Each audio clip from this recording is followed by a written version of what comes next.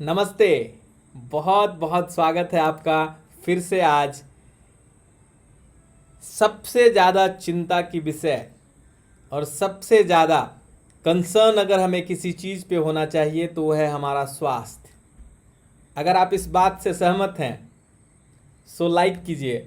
और आज के इस पूरे प्रोग्राम में स्वास्थ्य के ऊपर जो सेंध लगा रहा है, स्वास्थ्य को जो सबसे बुरी तरीके से इफ़ेक्ट कर रहा है, वो है हमारे अंडरस्टैंडिंग, हमारी जो समझ है ब्लड शुगर को लेकर के, इंसुलिन को लेकर के और डायबिटीज़ को लेकर के। मैं कोशिश करूँगा उससे रिलेटेड कुछ बेसिक फैक्ट्स को आपके सामने रखूं और उस फैक्ट्स के साथ हमने काम करनी है और आगे समझना है कि क्या इंसुलिन सही में ज़रूरत है, कॉन्स्पिरेसी है, या ज़रूरत भी है तो कब तक ज़रूरत है, कितना ज़रूरत है। इंसुलिन की जो डोजेज हैं, क्या उसका कोई अल्टरनेट बना है, क्या अल्टरनेट कुछ कुछ चीज़ें हैं, किस तरीके से बॉडी उस पर रिएक्ट करती है, ये कुछ चीज़ों को हम कोशिश करेंगे इस वीडियो में कवर करने का। तो अगर आपको लगता है ये वीडियो किसी और के लिए भी लाभदायक हो सकता है या बेनिफिशियल हो सकता है तो आप इसे फॉरवर्ड करें, शेयर करें, लोगों तक पहुंचाएं और साथ में कमेंट बॉक्स में आप बताएं आप किस सिटी से हैं, right in the comment box. और इसी के साथ मैं आगे चलता हूं और हम आगे देखेंगे इस इंसुलिन स्पेशल में। पूरी दुनिया लीन है, वाह रे इंसुलिन, पूरी दुनिया लीन। और इंसुलिन जो है अपना बाजार बहुत बड़े लेवल पे फैलाए हुए है। चार कंपनियां पूरी दुनिया में इंसुलिन बना रही है और 26% प्लस लोग इंसुलिन ले रहे हैं। So let us go and understand couple of more important things. So normally जब हम इंसुलिन की बात करते हैं तो सबसे पहले आती है हमें ब्लड शुगर होगा। ब्लड शुगर, दो शब्द है ब्लड और शुगर, इसको हम डिटेल में आगे समझेंगे कि आखिर ये है क्या और क्या ये खराब है। बट क्योंकि ये इंसुलिन स्पेशल है तो हम समझेंगे एक तो ब्लड के शुगर को जो हमारे सेल्स तक पहुंचाता है, उसी रिसेप्टर्स को, उसी इंसुलिन रिसेप्टर्स का हम वहीं पे हेल्प लेते हैं। So that is the first understanding. लेकिन जब इंसुलिन बनता ही नहीं तो वो काम क्रिएट नहीं हो पाती है और ब्लड वेसल्स में ही हमारा एनर्जी, ब्लड शुगर तैरता रहता है और ब्लड वेसल्स में एक लिमिटेड क्वांटिटी से अगर ज़्यादा समय तक और ज़्यादा क्वांटिटी में आपको सिम्टम्स के साथ अगर तकलीफ दे रहे हैं तो उसके साइड इफ़ेक्ट्स हो सकते हैं। हालांकि ब्लड शुगर क्या नॉर्मल है ये अंडरस्टैंडिंग बहुत अलग है, क्या नंबर्स हमारे लिए इम्पॉर्टेंट हैं वो अंडरस्टैंडिंग, वो बॉडी टू बॉडी है, बिल्कुल अलग समझ है वो। तो समझ मतलब एजुकेशन। सो राइट एजुकेशन हमें शायद मेडिकेशन से बचा सकता है, मेडिकेशन को कम कर सकता है, उसकी इफ़िशियंसी, उसकी जो निरंतरता है उसको तोड़ सकता है। सो अगर आपको लगता है we need education, right education not medication, तो कमेंट बॉक्स में लिखिए WNM, we need education, we need education, ये कमेंट बॉक्स में सीधा लिखिए, we need education not medication. So ये बेसिक्स मैं कुछ आपको स्लाइड दिखा रहा हूँ, ये इसमें मैक्सिमम चीज़ें शायद आपको पता होगी। ग्लूकोज, इंसुलिन रिसेप्टर्स, ग्लूकोमीटर, ये सारी चीज़ें कोई भी डायबिटिक के लिए ये उनको बाकी कुछ चीज़ पता ना हो लेकिन उसका इनटेक, उसकी मेडिसिन, उसका डोज, ये सब हमें याद हो चुका है। लेकिन हम समझेंगे बहुत बेसिक्स को, क्योंकि बेसिक्स अगर हम समझेंगे तो माइंडसेट में क्लैरिटी आएगी कि है क्या चीज़ ये।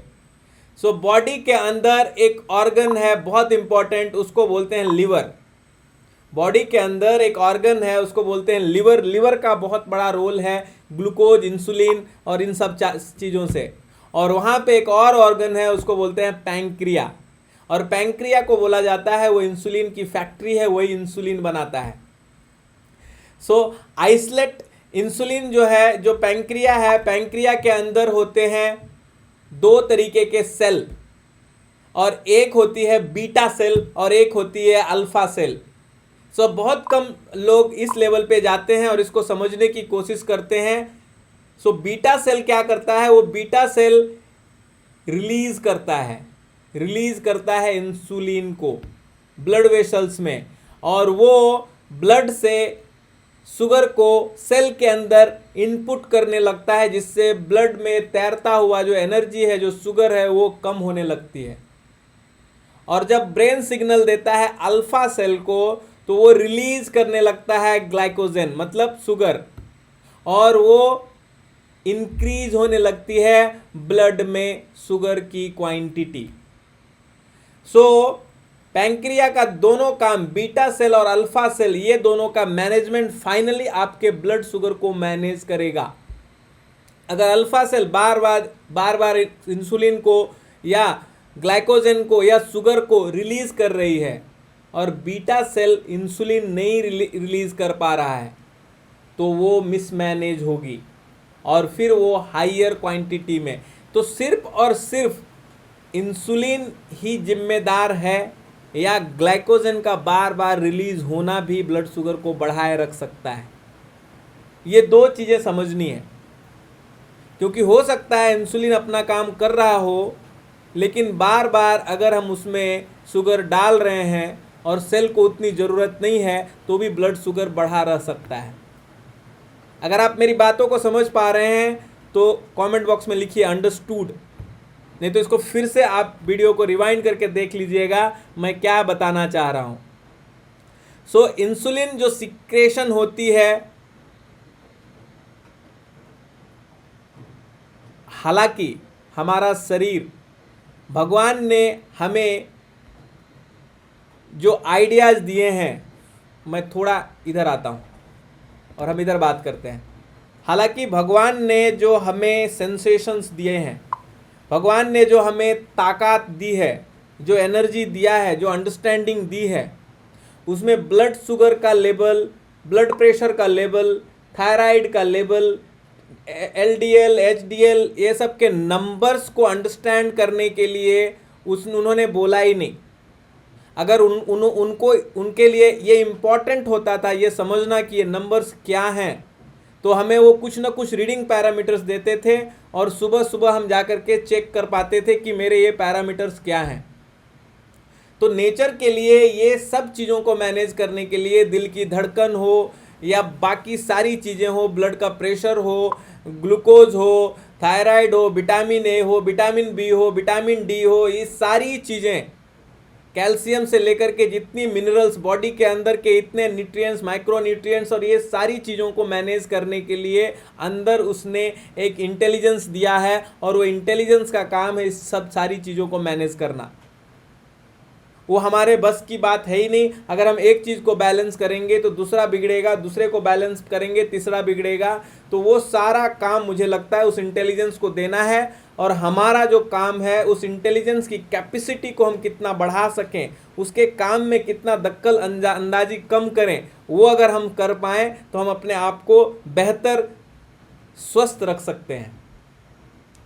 सो अगर आपको लगता है दिस इज मेकिंग सेंस कि अपने स्वास्थ्य को बेहतर करके अपने बीमारियों को अगर हम दूर कर सकते हैं, तो वो सबसे अच्छा तरीका है। If you find this, so comment box में लिखिए मेरे साथ #LiveMadFree, #LIVE live mad free. Mad free means medicine and disease free. And then फिर मैं आता हूँ और देखते हैं आगे के स्लाइड्स में। सो ये जो ओवरऑल बीटा सेल का जो रोल है, ये सिर्फ और सिर्फ एक ही चीज, इंसुलिन नहीं, ये एमिलिन जिसको हम बोलते हैं सी पेप्टाइड, ये बड़े बड़े नाम है, ये बाई प्रोडक्ट है इंसुलिन प्रोडक्शन का, ये भी रिलीज करता है। और ये जो एमिलिन है, ये एक्चुअली ग्लूकोज को हमारे ब्लड स्ट्रीम में कितने स्पीड से इंटर करनी है, ये सारी चीज़ों को शॉर्ट टर्म के रूप में रेगुलेशन का काम करता है। अब एक एक चीज़ों को, अंदर की चीज़ों को समझने जाएंगे, सो पता नहीं ये कहाँ से आई है, किस रिसर्च से है, मोस्ट ऑफ द रिसर्च जो ऐसे हुए हैं उसी को हमारे ही रिसर्चर्स ने नेक्स्ट टाइम में गलत बताया और फिर दूसरी रिसर्च को सही बताया, फिर दूसरे को गलत बताया, फिर तीसरे को सही बताया। तो ये सारी चीज़ें कंसिस्टेंटली चेंज होते गई है। हमें चेंज जो नहीं होने वाली चीज़ है वो बॉडी की सिग्नल्स है, उस सिग्नल्स को समझना है। मुझे लगता है अगर हम सिग्नल्स को समझें तो ये सारी चीज़ें इंटरनल इंटेलिजेंस मैनेज कर लेगा। इंटेलिजेंस जो बीच का रास्ता है, जो बीच का पार्ट है, वो हमें अगर इधर कुछ इम्बैलेंस है तो हमें वो सिग्नल के रूप में कुछ चीज़ें देता है। वो देता क्या है? आपका पेट साफ नहीं होगा तो पेट में भारीपन का एहसास देगा। शरीर में भारीपन का एहसास आ रहा है मतलब इस सारे नंबर्स में कुछ नंबर्स मिसमैच होने लगेंगे। एसिडिटी हो रही है, गैस हो रही है, कॉन्स्टिपेशन हो रही है, आपको कफ हो रही है, नींद नहीं आ रही है, भारीपन लग रहा है, ये सारे सिग्नल्स आपको विजिबल हैं, आपको इफेक्टिव हैं, ये हमें पता चलता है। तो हमने ज़्यादा से ज़्यादा मैनेज जो करनी चाहिए इस बॉडी सिग्नल्स को समझना है कि आज मेरा पेट साफ क्यों नहीं हुआ, एसिडिटी क्यों हो रही है, कॉन्स्टिपेशन क्यों हो रही है। और ये जो 6 चीज़ें मैंने बोली, ये अगर हम 2 से 3 महीना मेंटेन रखें, ओके रखें, तो बाकी ये सारे नंबर्स मेंटेन हमारा अंदर का इंटेलिजेंस कर लेगा। हमारे अंदर की जीवनी शक्ति, प्राण शक्ति या अंदर की जो भी क्षमता है, देवता है, आत्मा है, परमात्मा है, वो सब कर लेगा। फिर भी हम थोड़ा और समझते हैं क्योंकि ये समझ की भी बात है। अब नंबर्स की अगर हम बात करें तो विथ डायबिटिक 2017 का कुछ डेटा मिला। इंडिया हो, पाकिस्तान हो, इंडिया में 72.9 मिलियन पीपल डायबिटिक थे उस डेटाबेस के हिसाब से, जो 20 to 70-80 ईयर्स के एज में हैं। और अभी 2013 में जब से प्री डायबिटिक वर्ल्ड बना है, प्री डायबिटिक वर्ल्ड ये जो शब्द है इसका इजाद किया गया, तब से हर 3 में से 1 आदमी को मेडिसिन खिलाई जा रही है, मेडिसिन खिलाई जा रही है। उस मेडिसिन की ज़रूरत है या नहीं, this is again another discussion. और ये लगातार से जो दो ग्रुप हैं, एक वो ग्रुप जो इंसुलिन के अगेंस्ट है और एक वो डॉक्टर्स और वो ग्रुप जो इंसुलिन को वरदान बोल रहे हैं, इन दोनों के बीच में ये लगातार डिस्कशन का विषय है। तो हमें, मुझे लगता है, उस डिस्कशन में ना पड़ते हुए अपने स्वास्थ्य को थोड़ा धीरे धीरे बेहतर बनाते हुए उस लेवल पे लेके जाएं ताकि हमें इसकी ज़रूरत पड़े ना। फिर भी मैं कुछ और डेटा बताता हूं और ये दिखाता हूं कि ऑलमोस्ट 24% डायबिटिक जो पेशेंट्स हैं दे आर टेकिंग इंसुलिन। और इंसुलिन के 4 टाइप हैं मोस्टली, वो चारों में से कोई ना कोई एक वायल के रूप में और एक पेन के रूप में हम इंसुलिन का यूज़ करते हैं। So this has become a epidemic now. 98 million people in India may have type 2 diabetes. हालांकि ये 2030 का एक डेटाबेस पब्लिश किया है, सैनोफी करके एक एजेंसी है उनके द्वारा।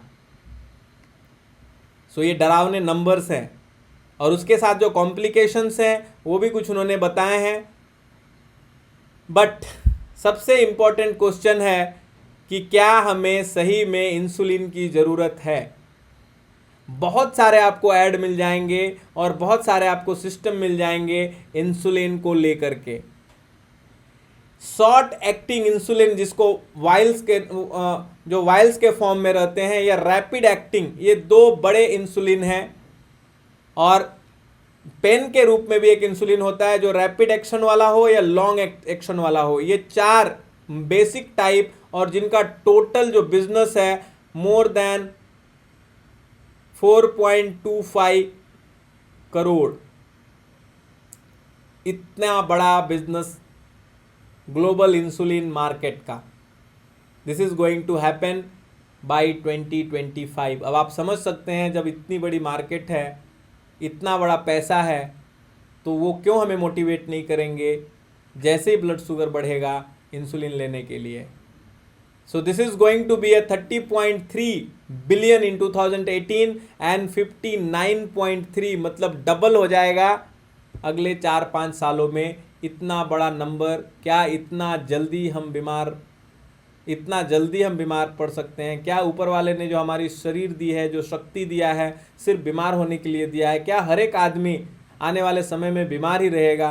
क्या कोई स्वस्थ जी के और स्वस्थ मृत्यु को प्राप्त नहीं कर सकता? क्या इस मृत्यु लोक में जो मृत्यु मिलने वाली है वो बिना दवाओं के, बिना डिजीज़ के नेचुरल मृत्यु किसी को नसीब नहीं होगी? ये सारी चीज़ें हमने सोचनी है। क्या परमात्मा हमें कुछ दंड दे रहा है? तो मुझे लगता है वो कोई दंड नहीं दे रहा है। हमने जो गलतियां की है और गलतियों का लगातार जो इफ़ेक्ट है वो साइड इफ़ेक्ट के रूप में, आप कोई भी इंसुलिन अगर लेते हैं, इनफैक्ट आप कोई भी मेडिसिन लेते हैं, सो ये सारे साइड इफ़ेक्ट हैं। और ये साइड इफ़ेक्ट छोटे नहीं हैं, ये साइड इफ़ेक्ट स्वास्थ्य को डिटोरिएट करने वाले साइड इफ़ेक्ट हैं। चाहे वो हेडेक हो या स्लीपलेसनेस हो, आपको नींद का कम होना अकेले न जाने कितनी बीमारियों का कारण है। आपका कॉन्स्टिपेशन होना न जाने कितने बीमारियों का कारण है। आपको टायर्डनेस फील होना न जाने कितनी बीमारियों का कारण है। आपका सर दर्द होना न जाने कितनी बीमारियों का कारण है। तो जो स्वास्थ्य के पैरामीटर्स हैं, शरीर पेट साफ होना चाहिए तो इसके साइड इफ़ेक्ट में कॉन्स्टिपेशन होगा। मन हल्का लगना चाहिए, इसके साइड इफ़ेक्ट में मन भारी लगेगा। सर में और बॉडी में पेन नहीं होना चाहिए, इसके साइड इफ़ेक्ट से डेजीनेस आएगी। नींद गहरी और अच्छी होनी चाहिए, इसके साइड इफ़ेक्ट से नींद उड़ जाएगी। तो अगर आप मेडिसिन खाएंगे तो बेसिक चीज़ें जो स्वास्थ्य को देती है, जो हेल्थ को देती है, वो सारी चीज़ें डिस्टर्ब होगी। तो आप खुद बताइए बाकी प्रॉब्लम्स आएंगे या नहीं? Right in the comment box. आप कमेंट बॉक्स में लिखिए अगर आपको लगता है कि अभी भी हमें मेडिकेशन की ज़रूरत है, या आपको लगता है हमें एजुकेशन की ज़रूरत है, या आपको लगता है हमें दवाओं और बीमारियों से मुक्त रहना है। अगर आपको ये लगता है कि दवाएं और बीमारियों से मुक्त रहना है तो #LiveMadFree इसको मैं ट्रेंड बनाना चाह रहा हूँ कि हर आदमी ने एटलीस्ट एक एफर्ट लगानी चाहिए दवाओं और बीमारियों से मुक्त होने का। ये अंडरस्टैंडिंग, ये सीख में मुझे लगता है एक बार क्रिएट करना चाहिए और मेहनत करनी चाहिए अपने शरीर पे, अपने आप को दवाओं से और बीमारियों से मुक्त होने के लिए। अब ये एक पुटिंग है जिसे आपने बहुत सीरियसली पढ़नी है। ये इतना ही सीरियसली लेना है आपने जितना आपको किसी डॉक्टर ने या किसी आर्टिकल में रेकमेंड किया गया है कि इंसुलिन बहुत अच्छा है। और ये जो लिखा है जिन्होंने, वो है ब्रिटिश मेडिकल जर्नल के हेड एडिटर। ये फर्स्ट वुमेन एडिटर हैं और इन्होंने लिखा putting people on insulin is a big scam. तो इतने बड़े जर्नल के इतनी बड़ी एडिटर, इसको क्या दुश्मनी होगी कि इन्होंने ये वर्ड लिखा, putting people on insulin is a big scam. उन्होंने वर्ड यूज किया स्कैम। अब मैं अगर यूज़ करूं तो पता नहीं मेरी दुश्मनी किसके साथ हो जाए। इसके लिए मैं कुछ कंक्लूसिव यूज़ नहीं कर रहा हूं, मैं सिर्फ जो चीज़ें उनके ही द्वारा बताई गई हैं। कोई डॉक्टर्स बोलते हैं इंसुलिन इज अ बून और कोई बताते हैं दिस इज अ स्कैम। अब आपने डिसाइड करनी है वो क्या है, आपके लिए अमृत है या आपके लिए जहर है। पर उसके साइड इफ़ेक्ट्स वो खुद आप उनके ही द्वारा पता लगाओ। मेरा तो काम है डिजीज़ के ऊपर काम ही नहीं करना चाहिए, हमने स्वास्थ्य के ऊपर काम करना चाहिए, प्रकाश के ऊपर काम करना चाहिए। जैसे जैसे प्रकाश बढ़ेगी अंधकार दूर होगा, और अंधकार दूर होगा यानी जैसे जैसे स्वास्थ्य अच्छा होगा वैसे वैसे बीमारियां दूर होंगी। सो हमें स्वास्थ्य के ऊपर काम करना चाहिए। हेल्थ जो है वो अकेला है, बीमारियां हजारों सैकड़ों में हो सकती है। मॉडर्न मेडिकल साइंस के कैलकुलेशन में, CDC के कैलकुलेशन में more than 8,500 plus disease registered हैं and every day 5 to 10 new disease वो लोग लिस्ट कर रहे हैं। तो अगले कुछ सालों में 10,000 से ज़्यादा डिजीज हो जाएंगे। और अगर आपको ये समझना है कि आप डिजीज़ फ्री हो तो आपको टेस्ट करना पड़ेगा। Absence of disease is health. तो आप हेल्दी नहीं रहेंगे, इसके लिए मैं चिंतित हूँ और इस पूरी अंडरस्टैंडिंग के साथ आ रहा हूं। अब कुछ डॉक्टर्स बोल रहे हैं यूएस में, यह है एक अगेन आर्टिकल जहां पे बोल रहे हैं HbA1c अगर 7 to 8 आता है तो वो नॉर्मल है। कितना 58+ मिलियन लोगों को ये ठप्पा लगाने के बाद नाउ कुछ लोगों की जमीर जागी और वो इस नंबर्स पे आ रहे हैं कि अगर 7 to 8 का अगर आपका नंबर है, एवरेज नंबर है, देन यू आर नॉर्मल। और उसका सिंपल इम्प्लीकेशन होती है 250। अगर आपका एवरेज फास्टिंग एंड पीपी दोनों का ब्लड शुगर का अगर एवरेज 250 के करीब आ रही है, it means it is normal. Great. So थोड़ा और हम आगे जाते हैं और एक दो तीन चीजों को और समझते हैं कि आखिर इंसुलिन का रोल क्या है। हालांकि मैंने बताया ये पैंक्रिया से जो पैंक्रिया सिक्रेट करती है इंसुलिन को, वो ब्लड स्ट्रीम में लेके जाने का काम, उसको सर्कुलेट करना, उसको सेल्स के अंदर पहुंचाना और ब्लड स्ट्रीम में जो तैरता हुआ ब्लड शुगर है उसको लोअर डाउन करना। हालांकि उसका काम उसको लोअर डाउन करने का नहीं है, उसका काम है सेल के अंदर एनर्जी को पहुंचाना। जैसे ही सेल के अंदर एनर्जी पहुंचती है, बॉडी को खुद ही एनर्जी की जरूरत कम होती है और ब्लड शुगर ब्लड स्ट्रीम में कम होता है। सो इसका काम बिल्कुल ये नहीं है कि उसका काम है ब्लड शुगर से, ब्लड वेसल से या ब्लड स्ट्रीम से शुगर को कम करना, उसका काम नहीं है। उसका काम है एनर्जी को एक एक सेल तक पहुंचाना ताकि हम एनर्जेटिक फील हों। अब हम इसको अगर थोड़ा और डीप में समझें तो अब ग्लूकोज का मैं नहीं बताऊंगा क्या क्या रीजन है, ये सारी चीजें आप पढ़ पाएंगे। रोल ऑफ ग्लूकोज ये बेसिक है। ग्लूकोज मतलब एनर्जी, एनर्जी के बिना तो कुछ भी संभव नहीं है। देन अभी जो टाइप 1 जो सबसे ज्यादा बच्चों को हो रही है, टाइप 1 जहां पे उन्हें इंसुलिन की डोजेस दी जा रही है, उसका कारण, हालांकि टाइप 1 जो शुगर है उसका कारण, क्या कारण से ये होता है, ये किसी रिसर्च में अभी तक नहीं बताया।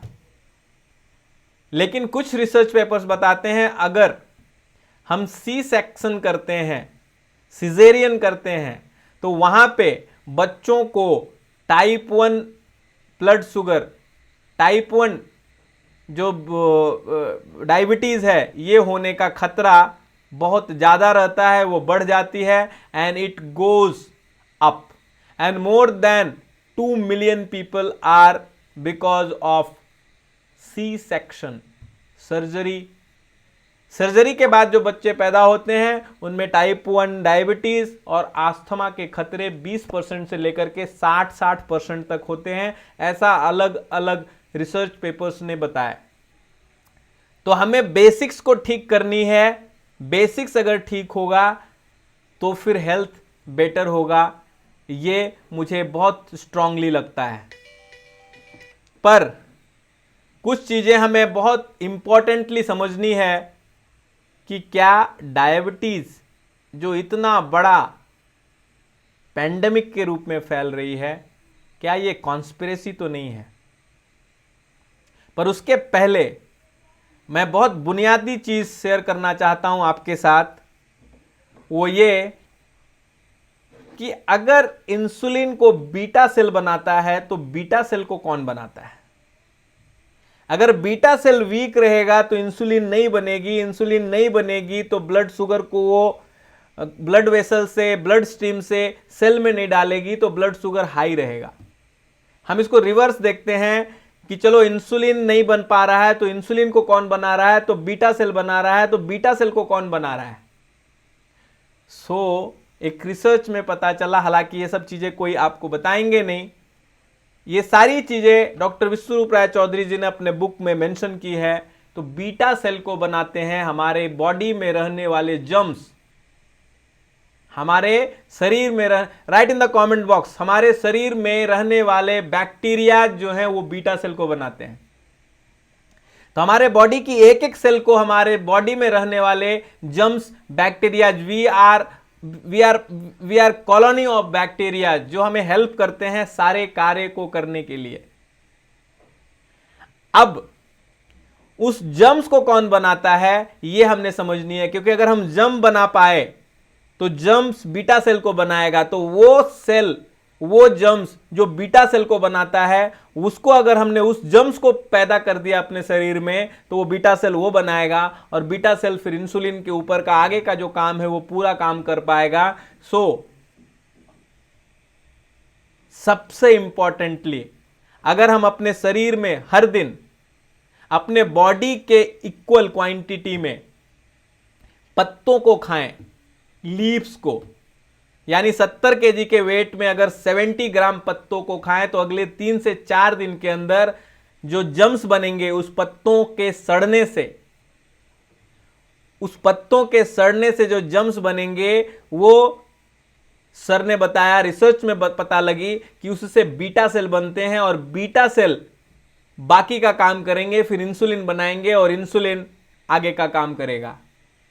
सो अगर इंसुलिन बन ही नहीं रही है तो हमें करनी क्या है, हमें पत्ते खाने शुरू करने हैं और एनफ क्वांटिटी में खाने हैं, वो डोजेस को लेना है। तो ये हो गई पहली।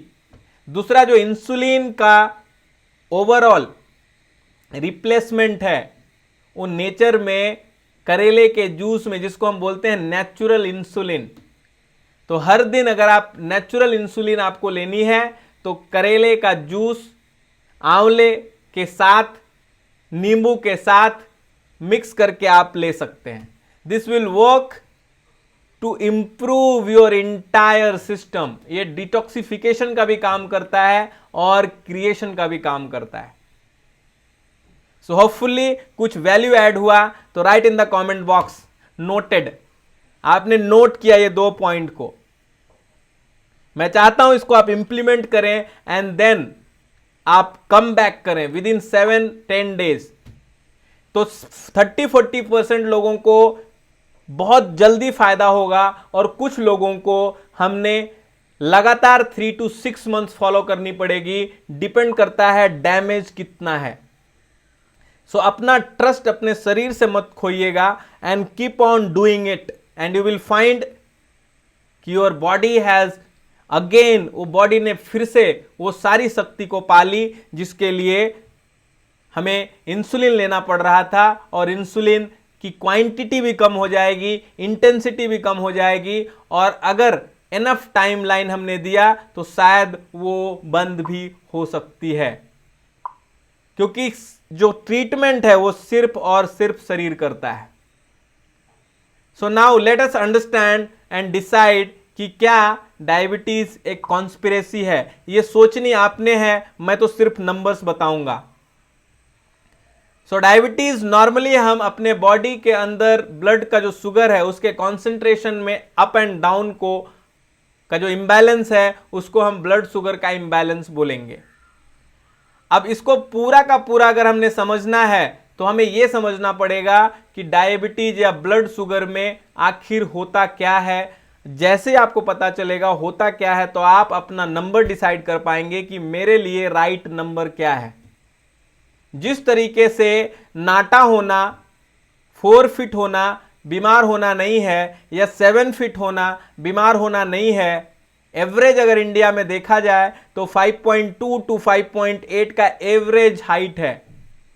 और अगर एवरेज हाइट को हेल्दी हाइट बोल दिया जाए तो जो उससे ऊंचे लोग हैं उनको हम बीमार बोलेंगे और उससे नीचे लोग हैं उसको भी बीमार बोलेंगे। बट सोचने वाली बात है, क्या क्या जो लंबे लोग हैं वो बीमार लोग हैं और जो नीचे लोग हैं या नाटे लोग हैं वो बीमार लोग हैं? तो नहीं, ये पूरा का पूरा मैकेनिज्म हमारा बॉडी डिसाइड करता है कितना लंबा कितना नाटा। उसी प्रकार से बॉडी में अलग अलग कंट्रीज में अलग अलग जो भी सर्वे किए गए, जिन लोगों ने भी ब्लड शुगर के ऊपर काम किया, ऑथेंटिसिटी से काम किया, वो ये नंबर्स लेके आए कि हर कंट्री में सीजन के हिसाब से, रेसेस के हिसाब से ब्लड शुगर की जो क्वांटिटी है, कि जो नंबर्स हैं वो अलग अलग हैं। अब ब्लड शुगर में 2 चीजें होती है, एक होती है ब्लड और एक होती है शुगर। अब आप मुझे बताइए कमेंट बॉक्स में, क्या ब्लड हमारे लिए इंपॉर्टेंट है या नहीं?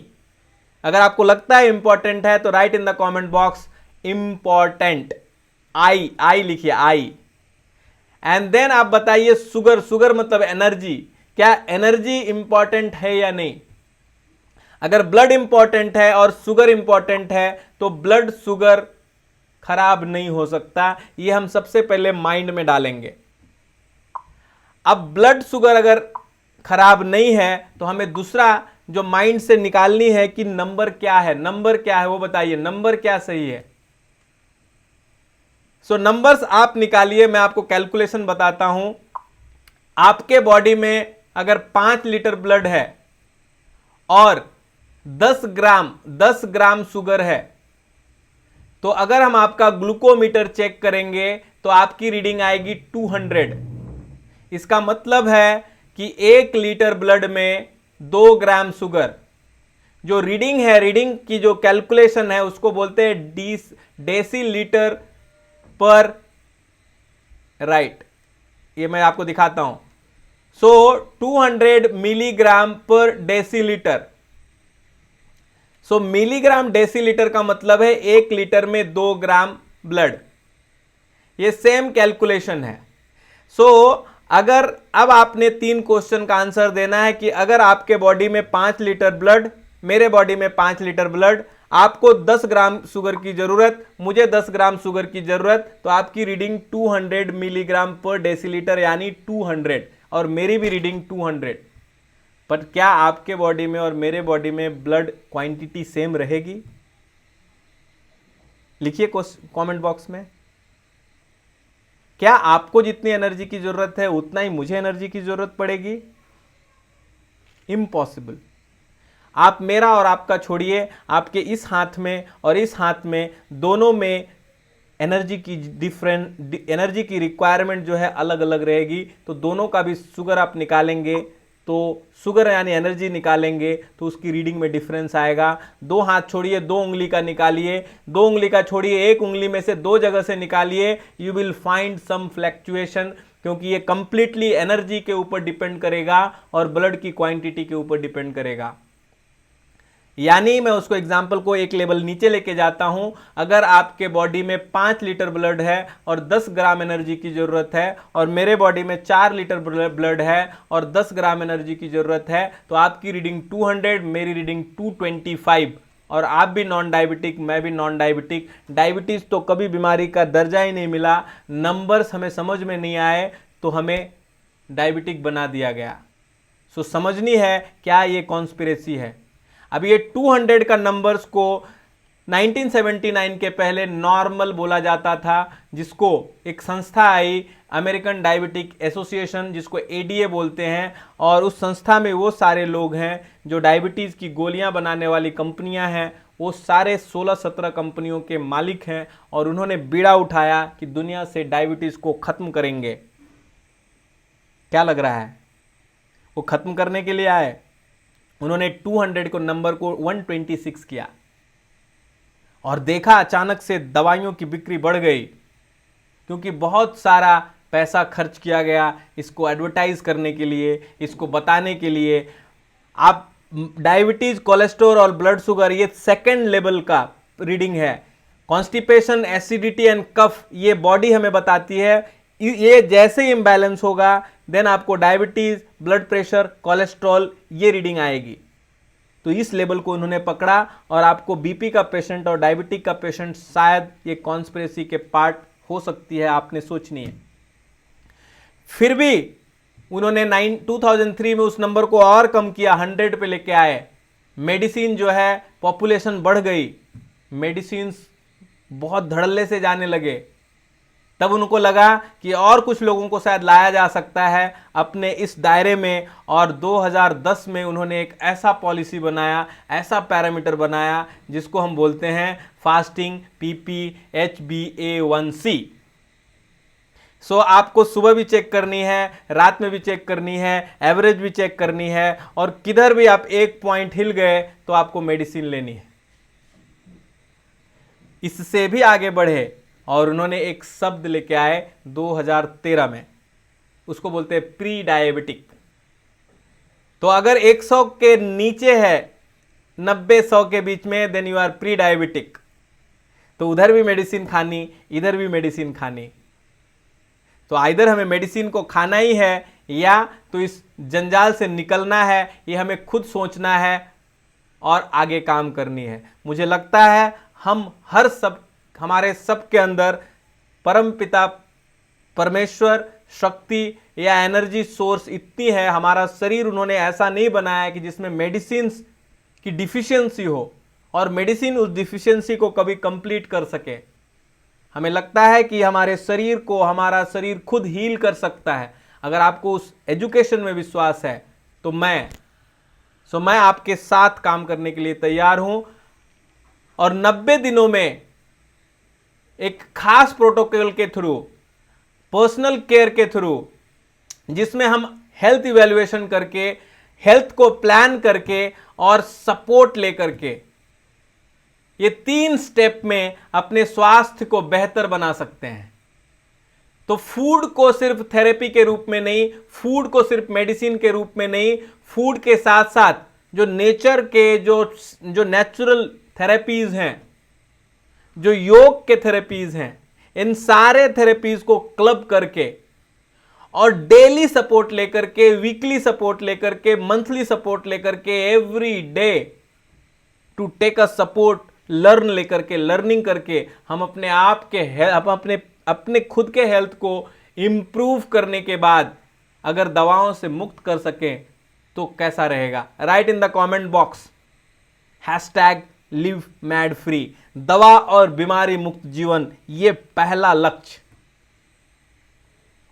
एंड देन 90 डेज के अंदर मैंने देखा है your chances of becoming medicine free. अगर आपका शरीर आपको साथ देता है और आप शरीर का साथ देते हो, ये दोनों ही हैं जो आपसे सबसे पहले कोरिलेटेड हैं। So your chances of becoming medicine free is almost 100%, and your chances of improving your health is absolutely 100%। There is not कोई इफ एंड बट नहीं है। सो अगर हम अपने शरीर पे काम करेंगे तो डेफिनेटली हमारा हेल्थ इंप्रूव होगा। क्यों? क्योंकि टॉक्सिसिटी को कम करेंगे, डिफिशियंसी को कम करेंगे। शरीर में ज्यादा खाके कम खाके डिफिशियंसी होती है, ज्यादा खाके टॉक्सिसिटी बढ़ती है, कम खाके डिफिशियंसी होती है। या अभी तो लोगों को ज्यादा खाके भी डिफिशियंसी हो रही है क्योंकि वो खाना सिर्फ खा रहे हैं, उसमें कुछ खाने लायक कुछ जीवन है ही नहीं, तो गलत खाना खा रहे हैं। और न्यूट्रिशन को इंप्रूव करके लाइफ फोर्स को जो हमें ठीक करता है, हमें ठीक कौन करता है, ये क्वेश्चन बहुत इंपॉर्टेंट है। और इसके लिए एक ही एग्जांपल समझनी है कि अगर आप चलते चलते गिर गए और आपकी पैर की हड्डी टूट गई और आपने डॉक्टर के पास गए, हॉस्पिटल में गए, डॉक्टर ने पट्टी लगाई, पट्टी लगाने के बाद सुई दिया, इंजेक्शन दिया, गोलियां दिया और बोला घर में रेस्ट करना और 1 महीने के बाद आना और ये ठीक हो जाएगा। तो क्या गोलियों से ठीक हुआ? क्या उस इंजेक्शन से ठीक हुआ? क्या उस पट्टी से ठीक हुआ? या बॉडी ने खुद उसे ठीक किया? इस बात को अगर हम समझ जाएंगे तो समझ में आएगा कि जो अंदर की शक्ति हड्डियों को जोड़ सकता है, क्या वो शुगर को कंट्रोल नहीं कर सकता, शुगर को ठीक नहीं कर सकता, बीपी को ठीक नहीं कर सकता, माइग्रेन को ठीक नहीं कर सकता, बॉडी के पेन्स को ठीक नहीं कर सकता, आइटिस को ठीक नहीं कर सकता, ब्रोंकाइटिस को ठीक नहीं कर सकता, अर्थराइटिस को ठीक नहीं कर सकता? ये थोड़ी सोचनी है, पर इसमें मेहनत लगेगा। शरीर के साथ कार्य करना, अलग से टाइम निकालना। अगर आप टाइम निकालने के लिए रेडी हैं, अपने शरीर से मेहनत करने के लिए रेडी हैं, तो शरीर आपको, आप जितना उसे समय देंगे उससे ज़्यादा स्वास्थ्य देगा। इसकी पक्की नेचर के साथ एग्रीमेंट है। सो अगर आपको लगता है दवा और बीमारी मुक्त जीवन ये न सिर्फ हमारा परम लक्ष्य रहना चाहिए, बल्कि वो इंपॉर्टेंट लर्निंग को सीखना और पूरे फैमिली में उसको इम्प्लीमेंट करना और पूरे समाज में इसको लेके जाना, ये हमारा पहला कर्तव्य होना चाहिए। सो अगर आप को मैं एक ऑप्शन दूं कि इस 90 दिन के जर्नी को सीखें, अपने आप पे इम्प्लीमेंट करें और फिर इम्प्लीमेंट करने के बाद जब आप अपने आप को दवाओं और बीमारियों से मुक्त कर सकें तो आप दूसरे को भी हेल्प करें, तो इस पूरे प्रोसीजर को कंप्लीट करने के लिए अगर आप उत्सुक हैं और जानना चाहते हैं, medicine and disease free life के रहस्य को सीखना चाहते हैं, if you want to take the entire education, write in the comment box IWTJ, I want to join, and then somebody will connect you, या मैसेंजर बॉक्स में जाकर के अपना नंबर दीजिए and we will give you the guidance, the procedure how to join, and फिर हम मिलेंगे live 1 to 1 और समझेंगे आपके इम्बैलेंस का, आपके प्रॉब्लम का, बॉडी क्या कहना चाह रहा है, बॉडी का सिग्नल क्या कहना चाह रहा है, and then it will work. So हमें अपने शरीर पे ट्रस्ट छोड़नी नहीं है, अपने आप से चीटिंग नहीं करनी है और लगातार काम करना है। तो काम करना पड़ेगा, अगर आप रेडी हैं तभी ज्वाइन कीजिएगा, क्योंकि अदरवाइज सिर्फ टाइम पास हो जाएगा। सो इसी भाव और विचार के साथ कि जिसने मेरे अंदर से बोला और जिसने आपके अंदर से सुना, उस दृष्टा स्वरूप परमपिता परमेश्वर को मैं अपना वंदन अर्पण करता हूं। इस मृत्यु लोक में जब हम जाएं इसे छोड़ के, तो हंसते गाते खुशियां मनाते, दवाओं और बीमारियों से मुक्त होकर जाएं। इसी सोच के साथ, इसी विचार के साथ मैं उनसे अपना वंदन अर्पण करता हूं और अपने वाणी को विराम देता हूं। बहुत बहुत धन्यवाद। Thank you so much.